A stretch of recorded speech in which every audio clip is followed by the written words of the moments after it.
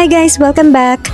After a long trip from Manila, finally nandito na tayo sa Baguio City. And for this vlog, mag-stay tayo sa City Light Hotel, isang budget-friendly option na malapit sa city center. Pagpasok pa lang namin, simple pero maaliwalas yung lobby. Warm yung lighting, friendly yung staff, and mabilis yung check-in process. Let's do a quick room tour guys! Pagpasok mo pa lang, malinis agad yung vibe. Simple, straightforward, walang unnecessary clutter.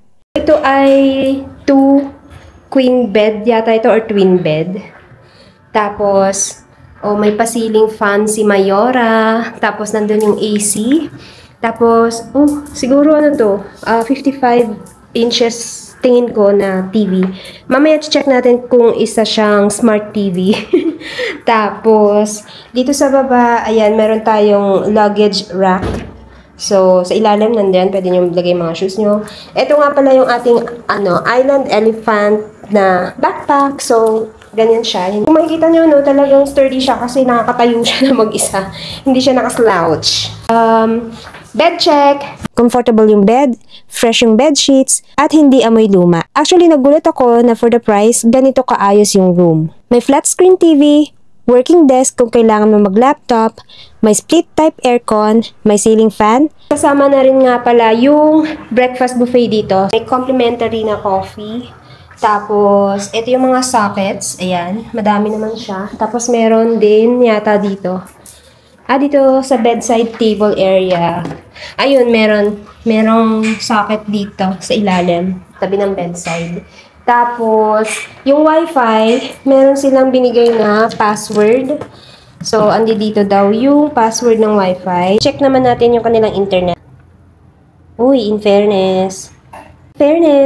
Yung upload speed niya, tingnan nyo guys, 111 Mbps. Yung download speed niya, 88.5 Mbps.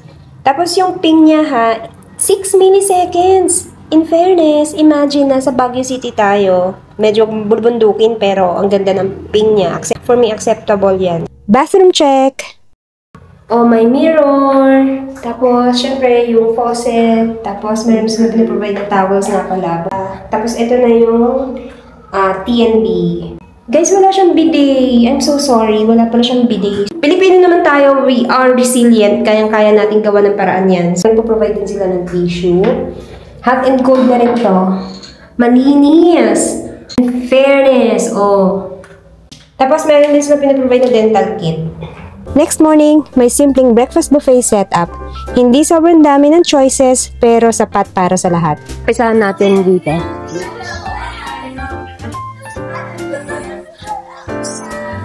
So, ito yung kanilang salad station. Guys, ito yung kanilang salad station. Ma'am, okay lang yung video. Thank you. Okay, ito yung kanilang salad station. So, yun yung mga dressing. Ito yung mga dressing.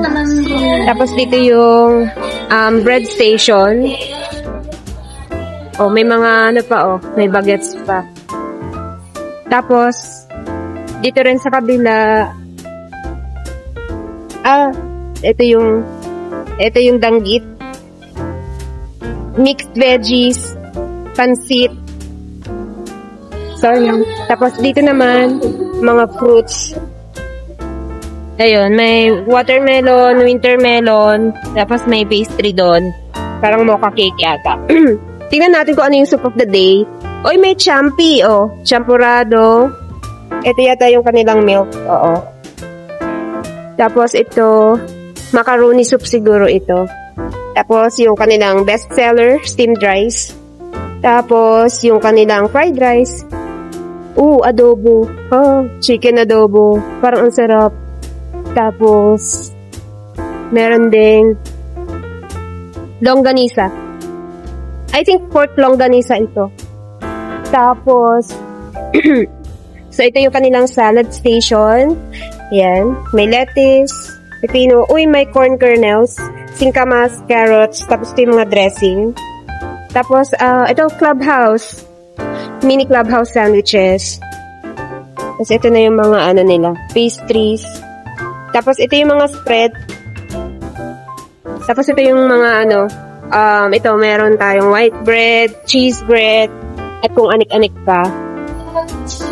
Tapos, ito tayo dito sa station, egg station and waffle and pancakes.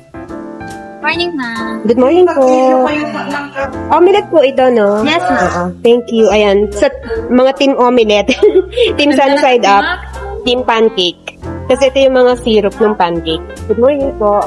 Tapos dun tayo sa sa mga drinks area. Ito yung kanilang drinks for the day. Pineapple juice, infused water yata ito, tapos orange juice.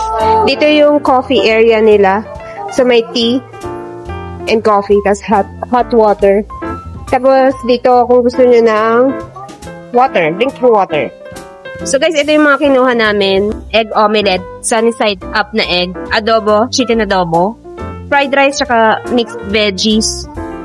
Tikman natin guys, ha. Parang appetizing tingnan nung adobo nila.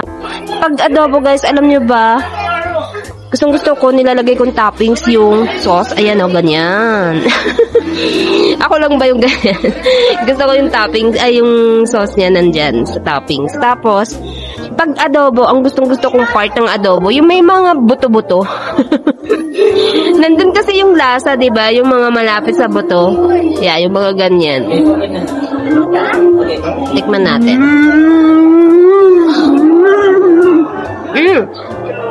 Ang sarap ng adobo. Guys, panalo yung pagkain dito. Hindi na kayo lugi. Budget hotel pero okay yung breakfast buffet nila. Tikman natin yung omelette. Sarap. Tikman natin guys yung veggies. Ito.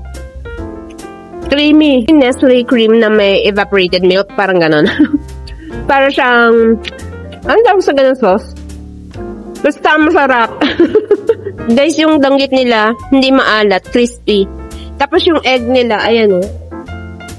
Kulay orange, parang organic. Hindi ako sure ha. Tapos yung itlog na maalat, alam niyo yung naglalangis. Masarap.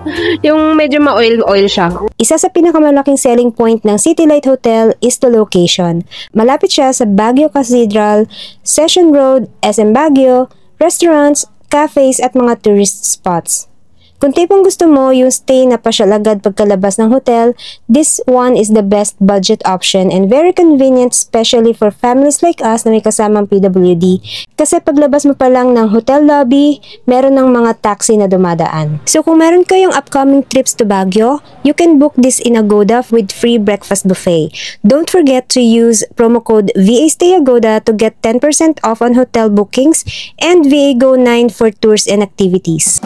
Kung umabot po kayo sa part ng video na to o hanggang sa dulo, maraming salamat po sa time ninyo. Lalong-lalo na po sa mga nag-subscribe, nag-share, nag-comment, nag-like, at dun sa mga gumamit na ng mga promo codes po namin, maraming salamat po sa tulong ninyo. Feel free to subscribe lang po para ma-notify po kayo kagad pag may mga new videos. Thank you so much po ulit sa time ninyo and see you on the next one! It's December.